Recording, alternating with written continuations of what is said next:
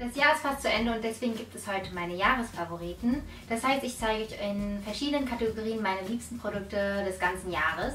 Und ich fange mal mit der Kategorie Pflege an und da war eins meiner liebsten Produkte von Clinique der Take the Day Off Cleansing Balm. Also das ist eine Reinigungsbutter und dieses Produkt finde ich sehr gut, weil es einfach sehr gut das Make-up vom Gesicht entfernt und einfach die Haut sehr gut reinigt, ohne irgendwelche Rückstände zu hinterlassen. Es ist gut für sensible Haut, weil das Produkt komplett frei von Parfüm ist. Außerdem ist es wahnsinnig ergiebig. Also meine Dose ist eigentlich schon leer, das ist jetzt die von Desi. Aber meine hat mir ungefähr 8 Monate gehalten, was halt ultra gut ist für einen Reiniger. Sonst muss man halt ungefähr alle 1 oder 2 Monate einen neuen Reiniger kaufen und bei dem ist man fast das ganze Jahr über versorgt. Und von allen Reinigungsbuttern, die ich je benutzt habe, ist das echt so mein liebstes Produkt, weil es auch vom Preis-Leistungs-Verhältnis her einfach am besten stimmt. Und dann habe ich noch ein weiteres Pflegeprodukt und zwar meine Tagescreme, die ich fast das ganze Jahr über getragen habe. Und zwar war das von Paula's Choice die Moisture Boost Daily Restoring Complex Cream.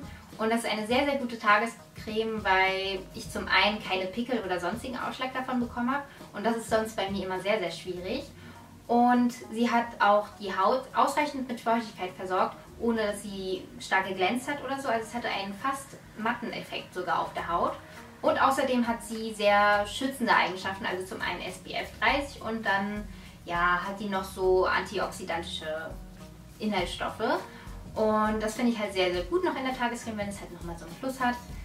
Weil nicht alle Foundations von mir haben einen Lichtschutzfaktor und dann ist das das Mindeste, was man eigentlich tun kann. Und außerdem war die auch sehr, sehr ergiebig. Also hier sind 60 ml drin und die kostet so um die 20 Euro. Finde ich sehr gut, weil sonst meine Tagescreme, die ich davor einmal benutzt habe, hat ungefähr das Doppelte gekostet. Also 30 ml für den gleichen Preis. Dann werde ich eher die hier nachkaufen. Die ist hier nämlich auch leider leer. Aber das war echt so mein Favorit dieses Jahr und wahrscheinlich auch demnächst noch. Weiter geht's mit einem Gesichtsprodukt und da habe ich ein Produkt, was ganz neu in diesem Jahr rausgekommen ist und irgendwie auch so eine komplette Neuheit ist, würde ich sagen. Und zwar ist es von Clarins, der Radiance Plus Golden Glow Booster. Das ist ein Selbstbräuner, den man mit den eigenen Gesichtspflegeprodukten mischen kann. Das heißt, man gibt die Gesichtscreme auf die Hand und gibt etwa so 3 Tropfen dazu, mischt das Ganze und trägt es dann auf das Gesicht auf. Und am besten trägt man es abends auf, weil man dann am nächsten Morgen echt einen ausgeglichenen Teint hat und man ist so ein bisschen gebräunter, ohne dass es total auffällig ist oder so, sondern es sieht super natürlich aus. Man sieht einfach nochmal frischer und einfach gesünder irgendwie aus. Gerade im Winter ist es ganz gut. Und das Coole ist eben, dass man nicht auf die eigenen Pflegeprodukte verzichten muss, die man ganz speziell für sich ausgesucht hat, sondern es einfach dazu gibt und ich habe auch gar nicht schlecht darauf reagiert oder so, sondern nur gute Ergebnisse davon gehabt. Ein super cooles Produkt, sehr innovativ und deswegen zu Recht ein Produkt des Jahres. Weiter geht's mit einem Augenprodukt und wie ihr wisst, benutze ich da eigentlich nur Lidschatten, Mascara und Eyeliner. Ich benutze aber noch ein weiteres Produkt und zwar ein Lidschattenprimer. Und zwar der von Urban Decay, der die Eyeshadow Primer Potion. Und die werden bestimmt viele von euch kennen. Ich habe sie jetzt in diesem Jahr das erste Mal wirklich benutzt, weil auch dieser Launch von Urban Decay in Deutschland stattgefunden hat. Und ja, das ist ein super guter Primer, also ich hatte gute Erfahrungen damit.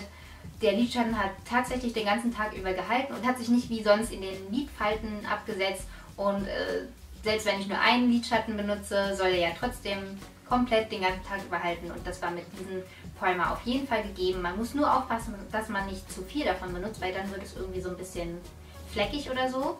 Aber sonst echt super Produkt, da ist auch irgendwie massig viel drin dafür, dass man echt nur so eine winzig kleine Menge benutzen muss. Und ja, auf jeden Fall ein Produkt des Jahres.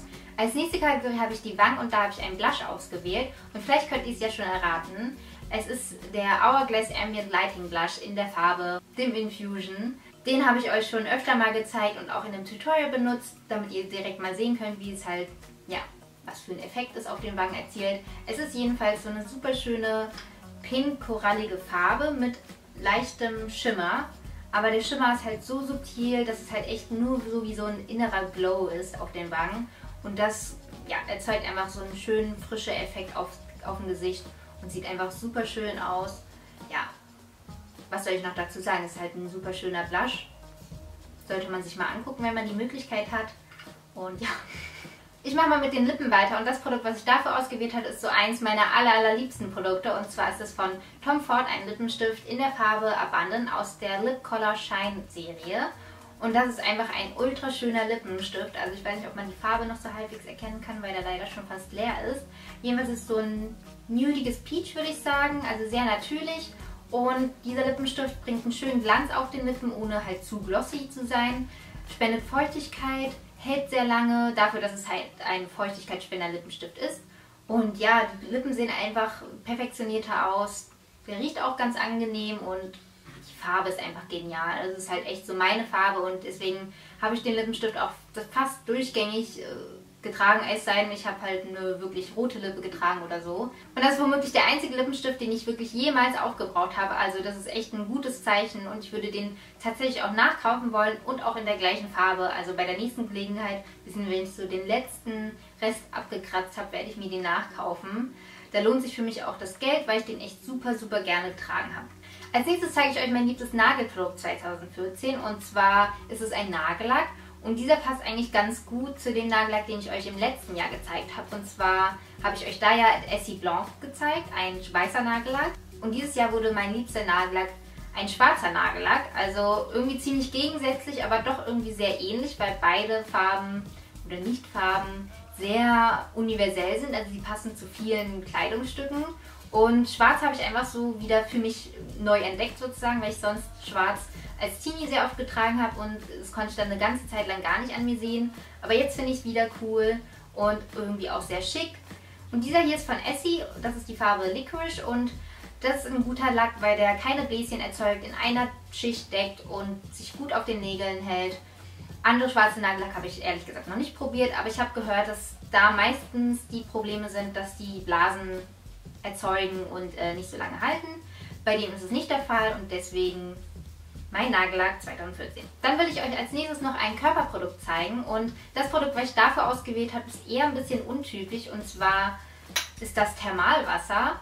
Also Thermalwasser habe ich super, super gerne im Sommer benutzt, gerade wenn ich sonnen war und die Haut halt so aufgehitzt war und schon sehr gerötet und gereizt, dann war Thermalwasser immer sehr, sehr gut, um die Haut zu beruhigen, zu erfrischen und ja, man konnte es einfach super leicht überall hinsprühen, wo man halt möchte.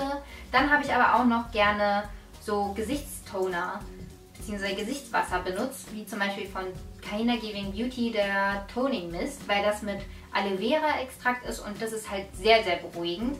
Und gerade wenn man Sonnenbrand um die Nase hatte, bzw. allgemein im Gesicht, war das halt ein super gutes Mittel, um ja, schnell die Rötung zu lindern und damit man nicht mehr aussieht wie eine knallrote Tomate.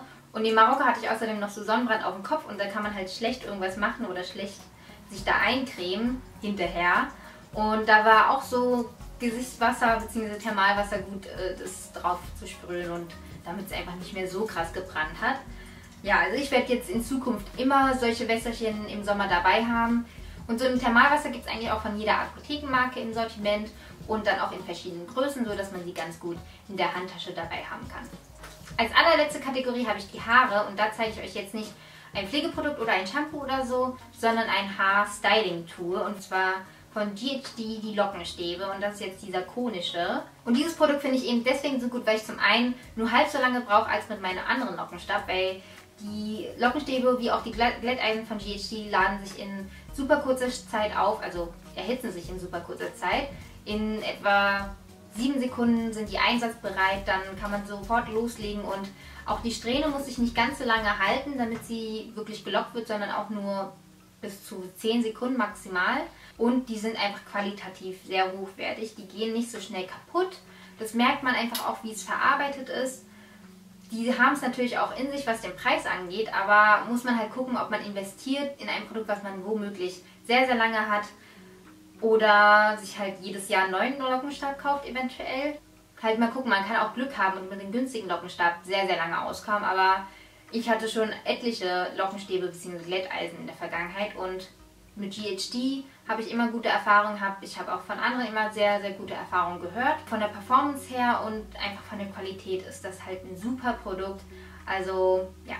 So, damit bin ich durch mit allen meinen Favoriten des ganzen Jahres. Ihr könnt mir in den Kommentaren ja gerne schreiben, was so eure liebsten Produkte des ganzen Jahres waren. Und dann würde ich sagen, wir sehen uns im nächsten Jahr. Habt einen guten Rutsch und bis dann. Tschüss!